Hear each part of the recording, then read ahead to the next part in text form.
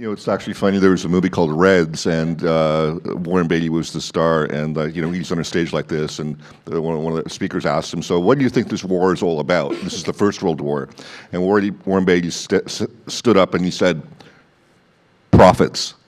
And then he sat down. So, anyways, just to reiterate, so basically all of the above, and definitely this forum is key to kind of networking. I mean, I think the more of us interact from one another, we learn things from each other, and obviously it's so important because when we leave tonight, again, we're all going to separate, and we won't. I mean, it's like a family, right?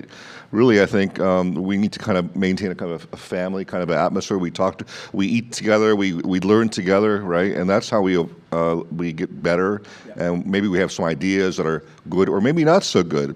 And maybe if I talk to some people and I find out, what I think is true is probably maybe not true, and it may be incorrect, and maybe I can learn from somebody else, and vice versa. Yeah.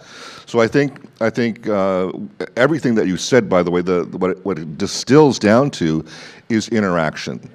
That being together, I think, is the key, and that's kind of that basically summarizes everything that you outlined. So I think that's the most important thing: is the more that we interact, I think the more we learn, the more we evolve, the more new ideas get passed back and forth. So I think that's the key. Yeah.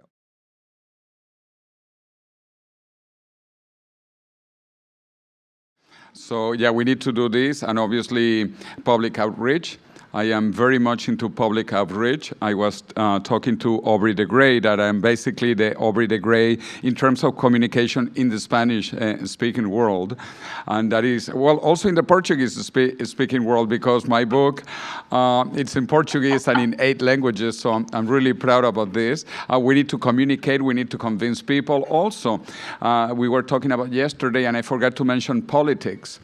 I ran to be member of the European Parliament, and I got thousands and thousands of votes in Spain, in my city, in Madrid, and actually there was a lot of interest. Unfortunately, it was mostly after the elections.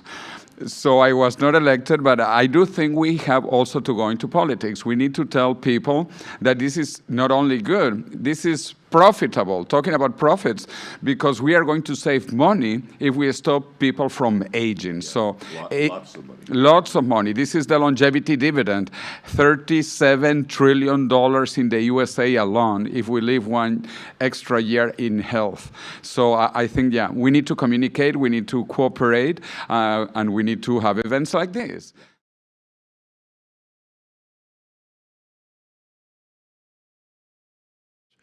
Money is important. This is the lifeblood of science and the lifeblood of politics as well. But the money is starting to come. For a long time, we were basically cold and hungry, but now people are beginning to realize that we matter, that what we are offering to the world is important and is feasible. They're not just throwing their money down a hole. They're getting results. So that is important. But I think, honestly, that conferences like this, places where we can all meet and collaborate, are still extremely important. We went through 2-3 years where it was all online, it was all video, and with the greatest deference to our online speakers here and our online collaborators, there's nothing like getting together in a room and talking, not just for ourselves, but when people come to a conference like this, they leave and they go out and they talk about it, and they become the evangelists that we need in this community.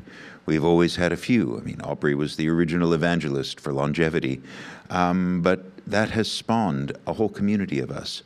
Every time somebody comes to a conference like this, if they walk out and the conference was good, they're energized and they talk and they tell people and they bring more people in, and the message spreads, and that's important.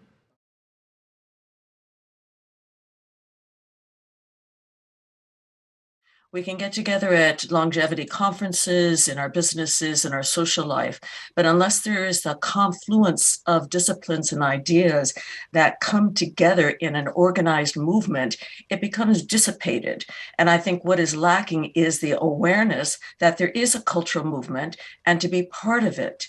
It doesn't mean that you have to forego your own business name or your business logo. It means that you include your business name, your business logo, your research, your own individuality, but you add that to the cultural movement to build out its encompassing awareness on an international basis. We have this movement. I'm just waiting for more people to get involved and admit that they're part of the movement.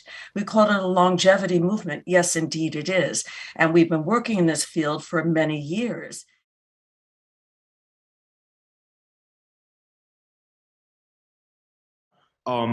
For me personally, like I think having a community like this, and more importantly, exercising it in the way that we were doing right now, having these conferences and meeting and talking, and I think just getting our voice out there and really letting people know what the work we do is, and having people be able to see not just like a news article, but like an actual discussion surrounding what these topics are.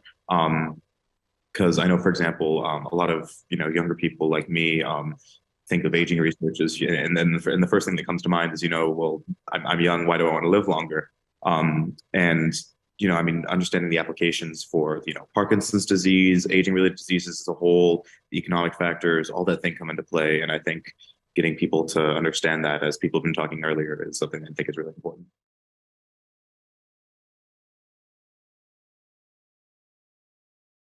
All the positive things have been said so far. So I'm going to jump in and show more the challenges. So I'm a professor and I'm coming from the academic side, and I've been 17 years in the field. And it's really amazing, the movement. And as Jose pointed out, it's going to be one of the biggest industry, right? And so that means also we have to get things going from the science part a little bit more. I mean, there's movement going on and there's exciting meetings, there are exciting exchanges, but what's missing are actually, also professorships in those areas. I mean, there are a couple there, but not as much as they should be, right? So there should be more science done from the basic side, and also the incentive side for the basic research and the translational research from the university have to change, because the incentive as a researcher you have to publish in these high impact journals, right? And only the high impact papers move you further. However, if you do translational research and trying to do clinical studies, you're not going to publish them really in these high impact journals, right?